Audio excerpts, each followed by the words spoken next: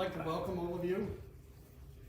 And Nellie, Bruce, Rube, and I want to thank you for coming to celebrate the life of our sister Leslie. After the service, there'll be a reception at the Westminster UP Church up on 5th in Indiana. Please come to the side entrance along 5th Street.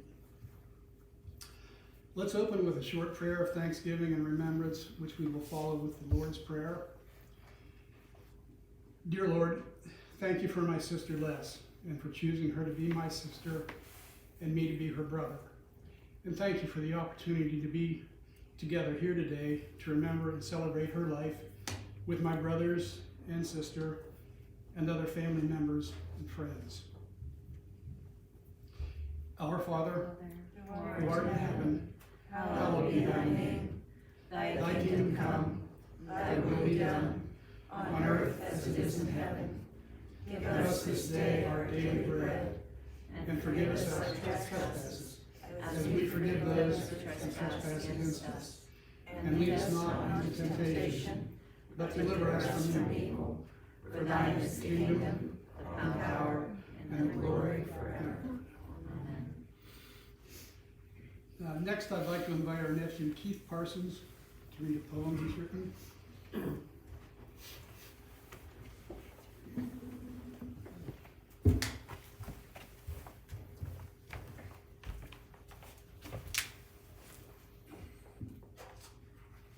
This is a poem I wrote in Les's memory. Cookies for Les. Vanilla sandwich creams she bought stale and on sale to feed raccoons out back, where years of ivy and lilies almost crowded out the grass. The clan had a streak of albinism, tiny hands furred white, like the sweet filling they scrabbled for, noses pale like the cookie. This was her habit, caretaker, to both father and mother in turn, the friend with a farm who could no longer walk, but could haul up into a tractor. She fed his dog, many cats, even 2 strange tall goats, until they also returned to the hills and trees. Care, her true vocation, though she was also ISO 9000 certified. I never knew what that meant. It sounded like a Terminator sent to destroy the future. Curator, too, of geodes, fiestaware, a list of every book she ever read, and several lifetimes of cat enthusiast memorabilia. Crafter of memories shared and reshared on Facebook, old photos scanned and tagged, school friends named, recognized, resurfaced, gnomic comments on relatives' posts, videos of the spirea or the backyard growth, holly rising to the eaves, over the scrum of birdseed, crumbs, and raccoons like ghosts, sent to her from the future, living with her in the past. And just a reminder, the family has asked that donations be made to the Hancock County Animal Shelter in Les's name. Thank you. Thank you, Keith.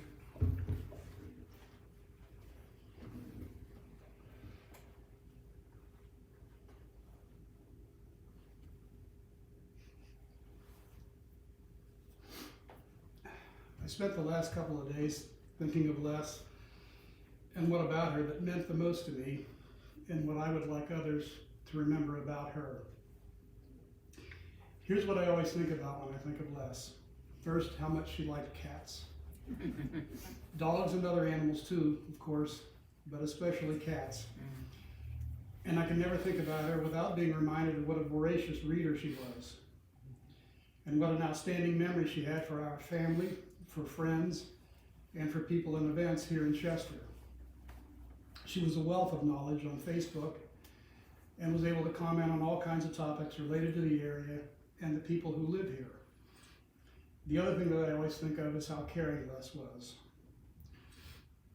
She loved animals, especially cats and dogs, especially cats. And between her and the cats, there was never any question who had the run of the house. The couch has to be right here, not against the wall, so the cats can get behind it. The table has to be right there. Don't move that chair. I put it right next to the window so the cat can get up on the windowsill. Basically, the cats didn't live with Les. Les lived with the cats. Memories were very important to Les, and any of you that knew her closely know that she filled notebooks full of little keepsakes and souvenirs from the time that she was a teenager until now. She was very smart and had one of the best memories of anyone I've ever met. She remembered more of my childhood than I did myself. She would deny it, but I can promise you it was true.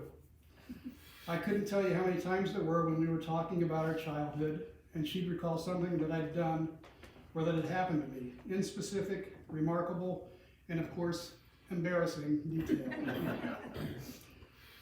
I spent long spells of my youth being a jackass, so she may have had an ulterior motive in remembering so much of it, perhaps to use against me later on. But she was so good at remembering so much about everyone in the family. She just seemed to have an endless capacity to remember both the odd and the significant. And this is one of the sadder things about her passing, because so many of those memories of all of our lives now seem to have gone with her. She was a very caring person. When Dad fell and broke his hip in the winter of 1999 and became unable to take care of himself, Les rented a house over on California Avenue for the two of them and cared for him until he passed away in 2003. Sometime after that, she moved back into the house on Adolphus Street, and from that time on was involved in the care of Mom until Mom passed away in 2013. And she cared for her longtime friend and companion, J.R. Boobin, as his health declined through the last few years of his life until his passing in 2016.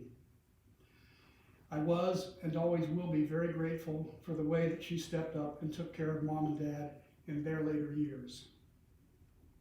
I'd long since moved to Oregon, and there wasn't much that I could do to help other than provide occasional financial assistance when it was needed.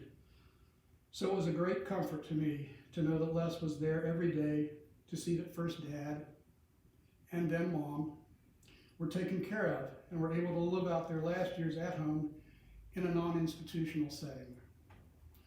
She made sure that they took their medications, that they made their doctor appointments, that they were fed, and that their other personal needs were taken care of. That is probably her most lasting legacy and something that is invaluable to me. All in all, she turned out to be a pretty great big sister. If there are others who would like to share their experiences and memories, you're welcome to do so now. We'd love to hear your memories of Les.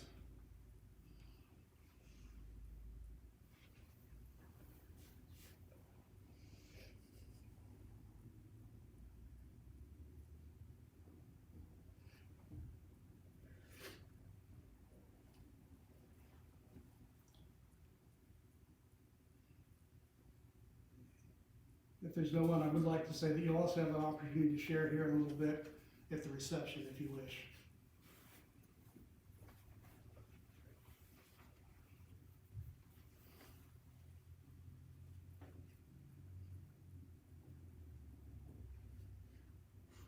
Again, I'd like to thank everyone for coming today and for remembering Les and for supporting us. Thank you.